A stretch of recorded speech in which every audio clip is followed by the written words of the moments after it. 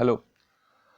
आज की वीडियो में हम करेंगे reciprocal promises and appropriation of payments के बारे में। तो रेसिप्रोकल प्रोमिसेस का मतलब है कि पारस्परिक वचन और उनका निष्पादन वो कैसे होगा, और दूसरा जो हमने करना है भुगतानों का नियोजन, कि इन केस की अगर एक पर्सन ने जो है वो मल्टीपल लोन्स लिए हुए हैं किसी पर्सन से, तो उसकी एडजस्टमेंट कैसे होती है, कैसे उसको अप्रोप्रिएट किया जाएगा, उसके बारे में जो है आज की वीडियो में पढ़ेंगे। तो this is part of performance of contracts की परफॉर्मेंस ऑफ कॉन्ट्रैक्ट का जो चैप्टर है उसी का ही पार्ट है ये reciprocal promises and appropriation of payments.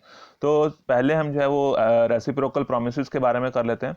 तो रेसिप्रोकल प्रोमिसेस के बारे में जैसे आपने पहले भी पढ़ा है, अंडर सेक्शन 2F क्या कहा गया है इंडियन कॉन्ट्रैक्ट एक्ट 1872 के, promises which form the consideration और part of the consideration for each other are called reciprocal promises. की वचन जो एक दूसरे के लिए प्रतिफल या आंशिक प्रतिफल होते हैं पारस्परिक वचन कहलाते हैं। मतलब कि एक दूसरे के लिए जो प्रॉमिस उन्होंने किया है, कंसिडरेशन देने की बात की है एक दूसरे के लिए, that is known as a reciprocal promises. कि ऐसे प्रोमिसेस जिनमें जो है वो एक दूसरे के लिए उन्होंने कंसिडरेशन या कंसिडरेशन का कुछ हिस्सा जो है वो देने की बात करी है, प्रॉमिस किया है, तो उनको हम रेसिप्रोकल प्रोमिस कहा जाता है।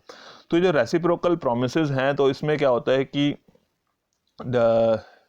अपना प्रॉमिस दोनों पार्टीज को कैसे परफॉर्म करना है। यानी कि कहने का मतलब कि अगर एक ही पार्टी ने परफॉर्म करना है तो उसने कब करना है, अगर दोनों पार्टीज ने परफॉर्म करना है तो पहले कौन परफॉर्म करेगा, बाद में कौन परफॉर्म करेगा। तो उसके रिगार्डिंग जो है वो रेसिप्रोकल प्रॉमिसेस के बारे में जो है वो इस एक्ट में बताया गया है। तो बट उससे पहले हम पढ़ लेते हैं टाइप्स ऑफ रेसिप्रोकल प्रॉमिसेस, कि इसके कौन कौन से टाइप्स हैं, कौन कौन से प्रकार हैं। तो पहला जो है mutual and independent. Mutual and independent की जो है एक दूसरे के ऊपर जो है वो डिपेंड नहीं करते हैं, पारस्परिक और स्वतंत्र। दूसरा हो गया कि म्यूचुअल एंड डिपेंडेंट की एक दूसरे के ऊपर जो है वो डिपेंड करते हैं, पारस्परिक और डिपेंडेंट। और म्यूचुअल एंड कॉन्करेंट का मतलब है कि जिसमें जो है उन्होंने साथ साथ जो है उसको प्रॉमिस को पूरा करना होता है। कॉन्करेंट का मतलब एक साथ जो है उसको प्रॉमिस को पूरा किया जाना है। तो म्यूचुअल एंड इंडिपेंडेंट का क्या मतलब है, when the promises are to be performed by each party independently without waiting for other party to perform his promise. तो म्यूचुअल एंड इंडिपेंडेंट का मतलब है कि इंडिपेंडेंट है, दोनों स्वतंत्र हैं, तो दोनों पार्टीज जो है वो किसी के ऊपर डिपेंड नहीं करती, उनकी अपनी इच्छा है कि वो कब उसको प्रॉमिस को पूरा करेंगे। तो when the promises are to be performed by each party independently without waiting for the other party to perform his promise, कि उसमें जो है वो किसी को दूसरी पार्टी के परफॉर्मेंस की वेट करने की जरूरत नहीं है, अपने अकॉर्डिंगली जो है वो फ्री है, इंडिपेंडेंट है उसको प्रॉमिस को पूरा करने के लिए। देन म्यूचुअल एंड डिपेंडेंट की इन केस जब डिपेंडेंट वाली बात आती है तो when the performance of one party depends on the prior performance of the other party. तो इसमें क्या है कि डिपेंडेंट में क्या है कि जिसमें एक पार्टी की परफॉर्मेंस दूसरी पार्टी की परफॉर्मेंस के ऊपर डिपेंड करती है। तो अगर वो दूसरी पार्टी परफॉर्म करेगी तब जो है वो पहली पार्टी की परफॉर्मेंस की बात आएगी। तो पहली पार्टी को तभी परफॉर्म करना पड़ेगा जब दूसरी पार्टी परफॉर्म कर देती है। म्यूचुअल एंड कॉन्करेंट की इसमें जो है वो दोनों पार्टियां साइमल्टेनियसली एक साथ परफॉर्म करती हैं, उसको बोलते हैं म्यूचुअल एंड कंकरेंट या साइमल्टेनियस परफॉर्मेंस, जिसको हम कहते हैं कि साइमल्टेनियसली जो है वो सेम टाइम पे जो है उन्होंने एक साथ परफॉर्म करना होता है, that is concurrent, mutual and concurrent. तो ये तीन तरह के प्रोमिसेस हैं। अब इसके बारे में जो है वो कुछ रूल्स जो है वो डिफाइन किए गए हैं, rules regarding performance of reciprocal promises.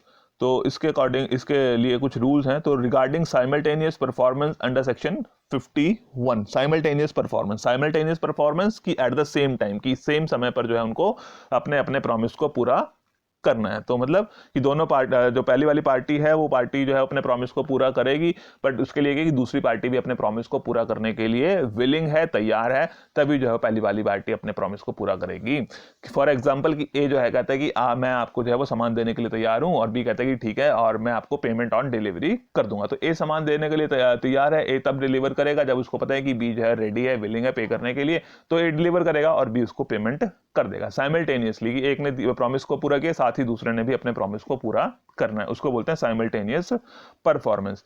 Then regarding the order of performance की, जहां पर जो है वो पहले से ही फिक्स्ड है ऑर्डर कि किस ऑर्डर में उन्होंने परफॉर्मेंस करनी है, तो उसमें क्या है कि उनको उसी सीक्वेंस में उसी ऑर्डर में परफॉर्म करना पड़ेगा। तो इसमें क्या है कि ए ने जो है वो बी को कॉन्ट्रैक्ट दिया कि जो है आप मेरे लिए घर बना दो और उसको जो है उसके बदले में मैं आपको इतने पैसे दे दूंगा। तो यानी कि पहले ए को घर बनाना पड़ेगा, फिर उसके बदले में बी उतने पैसे देगा। तो ऑर्डर ऑफ परफॉर्मेंस जो है वो पहले से डिसाइडेड है कि पहले अगर आप कहते हैं कि जी पहले आप माल की डिलीवरी दे दो, माल की डिलीवरी हो जाएगी, फिर जो है आपको पैसे दे दिए जाएंगे। तो यहाँ पे ये नहीं है कि at the time of delivery की जैसे डिलीवरी होगी वैसे हम पेमेंट कर देंगे, तो वो साइमल्टेनियस परफॉर्मेंस होगी कि जैसे डिलीवरी मिली साथ साथ पेमेंट कर दी, तो साइमल्टेनियस परफॉर्मेंस होगी।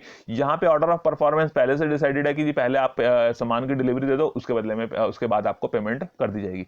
या दूसरी तरफ ऐसा भी हो सकता है कि ए बी को कहते हैं कि जी आप जो है वो एडवांस भेज दो, जब आप एडवांस भेज देंगे तो उसके बाद आपको माल डिलीवर कर दिया जाएगा। तो अब क्या है कि पहले एडवांस आएगा तब डिलीवरी की बात आएगी। तो जिसने पार्टी ने सामान डिलीवर करना है उसको अपना प्रॉमिस पूरा करने की जरूरत नहीं है जब तक कि उसको वो एडवांस नहीं मिल जाता। तो ये इसमें जो है वो रेसिप्रोकल प्रॉमिसेस में बात आती है कि कौन प्रॉमिस को अपने पहले पूरा करेगा। तो रिगार्डिंग ऑर्डर ऑफ परफॉर्मेंस की, जहां पर जो है वो ऑर्डर ऑफ परफॉर्मेंस जो है वो पहले से ही फिक्स्ड है, पहले से ही डिसाइडेड है, तब जो है उनको उसी सीक्वेंस में उसी ऑर्डर में अपने प्रॉमिस को पूरा करना होता है। तो जिसका पहले बनता है तो वो पहले पूरा करेगा, और उसके बाद जब उसने अपनी परफॉर्मेंस पहले वाले ने पूरी कर दी तब दूसरे वाले अपने प्रॉमिस को पूरा करेगा। तो उससे पहले उसको अपने प्रॉमिस को पूरा करने की जरूरत नहीं पड़ती। Effects of preventing the performance, effects of preventing the performance under section 53 कि इन केस की अगर जो है वो एक पार्टी दूसरे पार्टी को अपने प्रॉमिस को पूरा करने से मना करती है। अगर मान लो एक और ए और बी दो पार्टीज हैं, तो ए ने जो है वो बी को मना कर दिया कि आपको मतलब उसकी परफॉर्मेंस को पूरा करने के लिए जो है उसको रोक रहा है, नहीं करने दे रहा है, उसकी परफॉर्मेंस को एक्सेप्ट नहीं कर रहा है। तो क्या है कि वो जो बी अपने प्रॉमिस को पूरा करने की कोशिश कर रहा है, तो उसके पास ऑप्शन है कि वो उस कॉन्ट्रैक्ट को जो है वो वॉइडेबल डिक्लेयर कर सकता है। उसके पास ऑप्शन है कि वो जो है उसको वॉइडेबल बना दे। दैट मींस कि अपने प्रॉमिस को उसने पूरा करने की कोशिश की थी, बट दूसरी पार्टी ने उसको एक्सेप्ट नहीं किया, दूसरी पार्टी ने उसको जो है वो पूरा करने नहीं दिया, तो उसके पास ऑप्शन है कि वो कॉन्ट्रैक्ट को छोड़ सकता है। तो वो उसको जो है कॉन्ट्रैक्ट को रिसाइन कर सकता है। अब जैसे मान लो फॉर एग्जांपल ए ने बी को कोई कॉन्ट्रैक्ट दिया कि आप मेरे लिए ये काम पूरा कर दो, उसके बदले में मैं आपको इतने पैसे दूंगा। अब जो है वो ए ने बी को काम दिया कि आप मेरे लिए जो है काम पूरा कर दो, और ए जो है उसके बदले में इतने पैसे देने के लिए तैयार था। अब बी जो है वो काम पूरा करने के लिए तैयार है, बी वो काम करने के लिए तैयार है जो उसको ए ने कहा है, बट ए जो है उसको काम करने नहीं दे रहा है। तो उस केस में कहा जाएगा कि जो है उसको परफॉर्मेंस करने से रोका जा रहा है। तो जिसको परफॉर्मेंस करने से रोका गया है वो पर्सन चाहे तो कॉन्ट्रैक्ट को रिसाइन कर सकता है, क्योंकि उसके ऑप्शन पर जो है वो कॉन्ट्रैक्ट वॉइडेबल हो जाता है, और वो दूसरी पार्टी से नॉन परफॉर्मेंस के लिए जो भी उसकी कंपनसेशन या जो लॉस हुआ है वो रिकवर कर सकता है। Then effects of non-performance in case of mutual and dependent reciprocal promises की इन केस की जो है वो उनकी जो परफॉर्मेंस है वो डिपेंड करती है, म्यूचुअल एंड डिपेंडेंट है कि एक के ऊपर दूसरे की परफॉर्मेंस डिपेंड करती है, और जिसकी परफॉर्मेंस पहले है, जिसने यानी कि पहले परफॉर्म करना है, वो पार्टी ही जो है वो परफॉर्म नहीं कर रही है या परफॉर्म नहीं किया है, वह फेल्स टू परफॉर्म। कि फॉर एग्जाम्पल ए और बी है, तो ए ने जो है वो पहले परफॉर्म करना है, तब जो है वो बी की परफॉर्मेंस की बात आएगी। तो बट ए अगर परफॉर्म नहीं करता है तो बी को अपने प्रॉमिस को पूरा करने की जरूरत पड़ती ही नहीं है। बट अगर उसको कॉन्ट्रैक्ट में नॉन परफॉर्मेंस की वजह से कोई नुकसान हुआ है तो वो जो है उसके लिए कंपनसेशन क्लेम कर सकता है। तो non performance in case of mutual and dependent reciprocal promises की, जहां पर एक पार्टी की परफॉर्मेंस के ऊपर डिपेंड करती है दूसरी पार्टी की परफॉर्मेंस, बट जिसने पहले अपने प्रॉमिस को पूरा करना है वही परफॉर्म नहीं कर रहा, तो दूसरी पार्टी जो है उस कॉन्ट्रैक्ट को रिसाइन कर सकती है, और जो उसको भी नुकसान हुआ है उसके लिए वो क्लेम कर सकती है।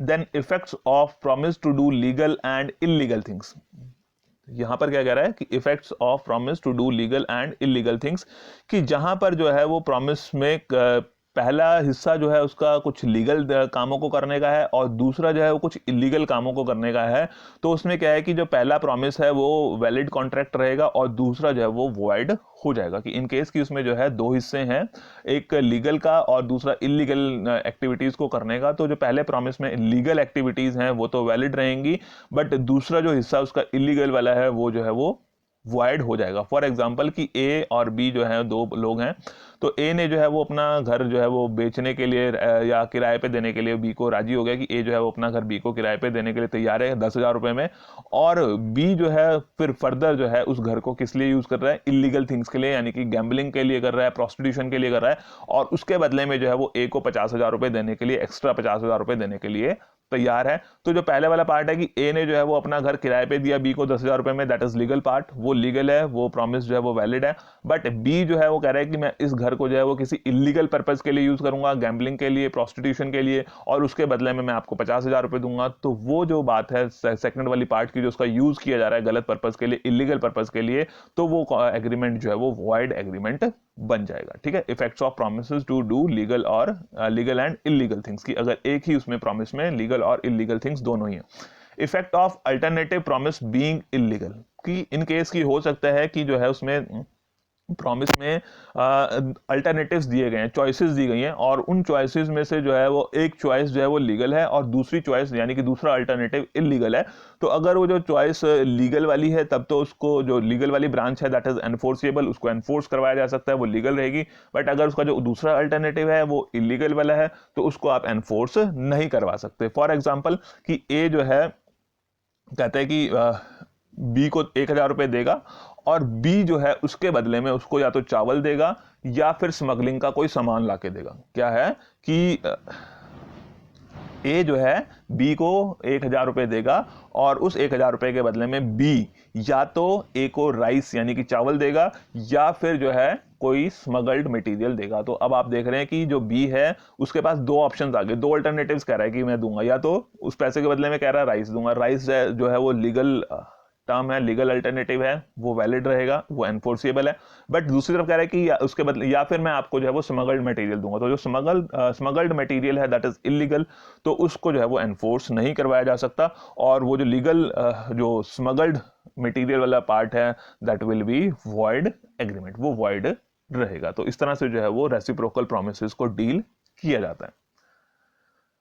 तो साथ ही मैंने कहा था कि इसमें हम एप्रोप्रिएशन ऑफ पेमेंट्स के बारे में भी करेंगे, तो एप्रोप्रिएशन ऑफ पेमेंट्स के बारे में कर लेते हैं। एप्रोप्रिएशन ऑफ पेमेंट्स की जरूरत तब पड़ती है जब when a debtor who owes several debts to the same creditor, की एक जो है देनदार ने जो है बहुत सारे अलग अलग उधार जो है वो एक लेनदार से लिए हुए हैं, and makes a payment which is insufficient to satisfy the whole indebtedness, की उसका जो अगर जो उसने जो है कोई पेमेंट की है और वो पेमेंट जो है वो इनसफिशिएंट है उसके सारे उधारों को चुकाने के लिए, तब बात आती है कि भाई कैसे जो है वो as to which the debts the payment is to be applied, कि किस डेट के अगेंस्ट जो है उस अमाउंट को चार्ज किया जाए, अप्रोप्रिएट किया जाए, उसका नियोजन जो है वो किस अमाउंट के अकॉर्डिंगली जो है उसको एडजस्ट किया जाए, तो किस लोन के अकॉर्डिंगली एडजस्ट किया जाए। फॉर एग्जांपल ए ने जो है वो एक पहले जो है वो बी से लोन लिया, ए ने बी से लोन लिया, पहले 5,000 का लिया, फिर 10,000 का लिया, फिर 8,000 का लिया, तो 3 तरह के लोन ले लिए। अब उसने पेमेंट करी 2,000 रुपए की।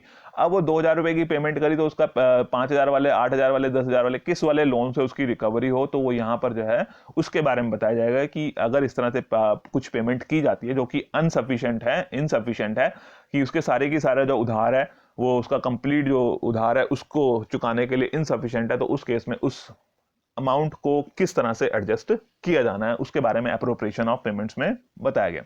तो इसके बारे में जो है वो सेक्शन 59 से लेके सेक्शन 61 में जो है वो rules for appropriation of payments जो है वो डिफाइन किए गए। तो वो क्या रूल्स हैं वो हम देख लेते हैं, क्या क्या रूल्स हैं इसमें बताए गए हैं। तो पहला जो है इसमें rule number 1, appropriation by the debtor. Appropriation by the debtor, appropriation by the debtor की जैसे उसने डेटर ने कहा है, जैसे डेटर की इंस्ट्रक्शन है उसी के अकॉर्डिंग ले जाए उसको एडजस्ट करना है, कि डेटर के बेनिफिट के लिए डेटर ने जैसी इंस्ट्रक्शन दी है तो डेटर के पास ये राइट दिया है अंडर सेक्शन 59 कि वो जैसा कहेगा उसी के अकॉर्डिंगली जो है उसकी अमाउंट एडजस्ट की जाएगी। फॉर एग्जांपल कि जो है ए ने जो है वो 3 तरह के उधार लिए हैं, एक 500 का, एक 400 का, एक 200 का। तो अगर उसने जो है वो कहा है कि उसने जो है वो 300 रुपये दिए या 400 रुपये दिए, उसने एक उधार लिया 500 का, एक लिया 400 का, एक लिया 200 का, तो उसने 400 रुपये दिए और कहा कि जी मेरा 400 रुपये वाला उधार जो है वो चुकता कर दो। तो उसकी अब जिस लेनदार की ड्यूटी है कि वो 400 रुपये को जो है 400 रुपये वाले उधार के साथ चुकता करके उसका वहाँ वाला वो हिसाब जो है वो खत्म कर दे। तो यानी कि उस लोन के लिए उसको एडजस्ट कर लिया जाएगा। एप्रोप्रिएशन बाय डेटर्स की अगर मल्टीपल लोन्स हैं तो जैसी डेटर ने इंस्ट्रक्शन दी है उसी इंस्ट्रक्शन के अकॉर्डिंगली जो है उसकी एडजस्टमेंट होनी है। देन सेकेंड जो रूल है implied instruction by the debtor. Implied instruction की उसकी जो इंटेंशन है, जो उसकी इंस्ट्रक्शंस हैं इम्प्लाइड है, मतलब क्लियर कट एक्सप्रेस मैनर में उसने नहीं बताया। फॉर एग्जांपल की जो है वो ए ने जो है वो कई तरह के उधार जो है वो बी से लिए हुए हैं। ए ने कई तरह के उधार जो है वो बी से लिए हुए हैं और उसमें से एक जो है वो कोई एक प्रोमिसरी नोट भी है जो कि 1000 रुपये का है और जिसकी ड्यू डेट जो है वो 1 जून है। क्या है कि ए ने जो है वो बी से कई तरह के उधार लिए हुए हैं और उन उधारों में से एक उधार जो है वो 1000 रुपये का है और वो 1000 रुपये का उधार जो है वो प्रोमिसरी नोट में है की फॉर्म में है और प्रोमिसरी नोट की जो ड्यू डेट है दैट इज ऑन 1 जून। तो ऑन 1 जून जो है वो बी जो है वो अपने 1000 रुपये जो है वो ए को पे कर देता है। तो उस केस में क्या होगा कि उसकी ड्यूटी बनती है कि उसने कहा नहीं है कि इसको जो है उस प्रोमिसरी नोट के अगेंस्ट जो है आप इसको रिकवर करें, बट उसकी इंप्लाइड है कि उसकी ड्यू डेट जो है उसने उस ड्यू डेट को पेमेंट की है। तो लेनदार की ड्यूटी है कि उसको उस ड्यू लोन के लिए उस ड्यू प्रोमिसरी नोट के अगेंस्ट जो है उसको एडजस्ट कर ले।